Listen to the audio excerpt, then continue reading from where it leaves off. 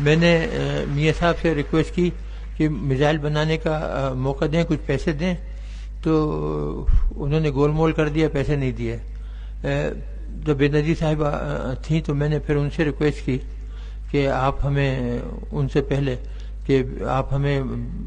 Missile بنانے کے لیے کچھ فنڈ دیں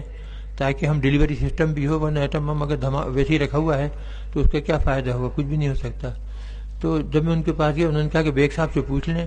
اگر وہ آپ کو سپورٹ کرتے ہیں تو پیسے فوری حاضر ہیں.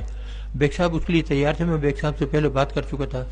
انہوں نے کہا کہ بیگ صاحب نے کہا فوری ان کو فون کر کے جی میں تیار, میری مرضی ہے اور میں اس کو بہت اچھا پروگرام سمجھتا ہوں, تو ڈاکٹر صاحب کو فوری پیسے دے دیے جائیں. تو ہم نے پھر یہ 500 کلومیٹر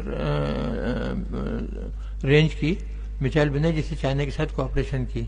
ہم نے کہا کہ شروع میں کم از کم یہ تو ہو جائے گا کہ ان کے دہلی وغیرہ تک ہم مار سکتے ہیں اور ان کو ڈرا سکتے ہیں.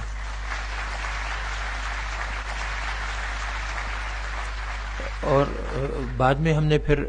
1500 کلومیٹر کی یہ غوری میزائل جو تھی وہ بنائی, اور یہ ہم نے 6 اپریل غالباً 98 کو فائر کی,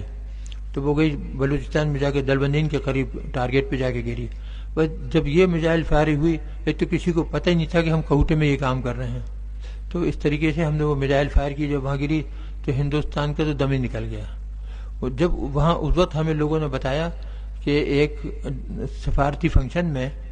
وہاں ایک ہندوستان کے ایئر چیف نے بتایا کہ اب تک تو ہم پاکستان پہ بہت بھاری تھے, ہم جب چاہتے